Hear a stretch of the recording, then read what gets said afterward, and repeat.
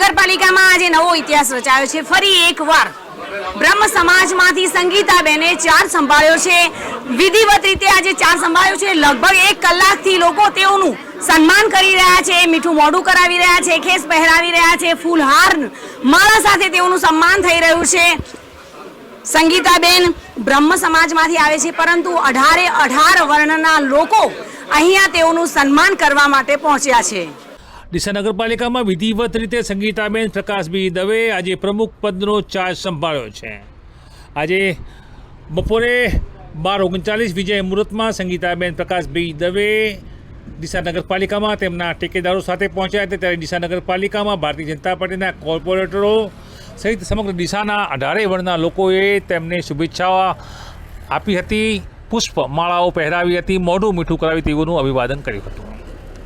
ડીસા નગરપાલિકાની બીજા 2.5 વર્ષની ટર્મ માટે ભારતીય જનતા પાર્ટીએ સંગીતાબેન પ્રકાશભાઈ દવેને મેન્ડેટ આપ્યો છે। જોકે ક્યાંક ને ક્યાંક આ મેન્ડેટ બાદના સંગીતાબેનની વરણીમાં આંતરિક વિવાદના પણ વાત થઈ હતી। જોકે આજે વિધિવત રીતે સંગીતાબેન દવે ચાર્જ સંભાળતા આ તમામ બાબતોમાં હાલ તો વિવાદ ટળ્યો છે। શું કહી રહ્યા છે સંગીતાબેન પોતાના શુભેચ્છકોનો આ અપાર પ્રેમ માટે? આવો જોઈએ। પહેલા ડીસાની પ્રગતિ, સ્વસ્થ ને સુંદર ડીસાની પ્રગતિ, સ્વસ્થ અને સુંદર બધું કામ કરવાનું, નાગરિકની જે તકલીફોની પ્રાથમિકતા આપવાની, એ બધું પ્રાધાન્ય હશે। ના, એવું કંઈ છે જ નહીં। આ બધા ભેગા જ છીએ, બધા ભેગા જ છીએ। ના ના, એવું કંઈ નહીં। એ ખાલી એમને હશે મળવાનું તો મળવા ગયા હશે, કંઈ જ। ઓકે,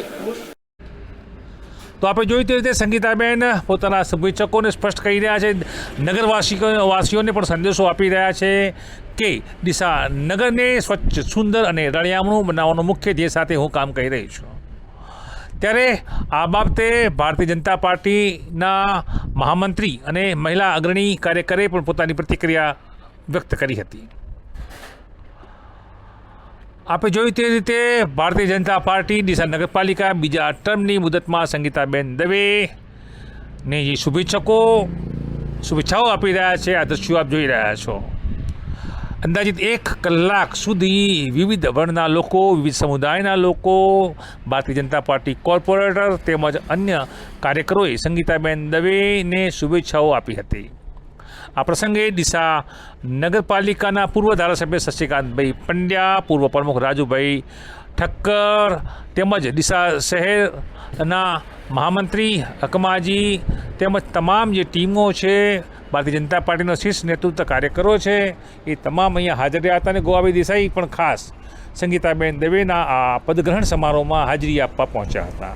ત્યારે શશિકાંતભાઈ પંડ્યાએ આ પ્રસંગે પોતાની પ્રતિક્રિયા આપી હતી। આજે આ પ્રમુખનો જે ચાર્જની વ્યવસ્થા જે છે, આમ તો ચાર્જની જે વ્યવસ્થા છે એક રૂટિન વ્યવસ્થા છે।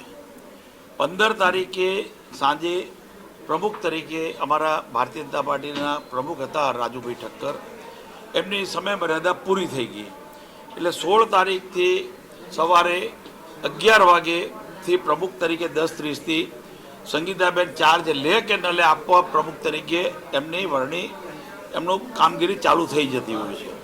અને પ્રમુખ તરીકે જો એ બેન ચાર્જ ન લે તો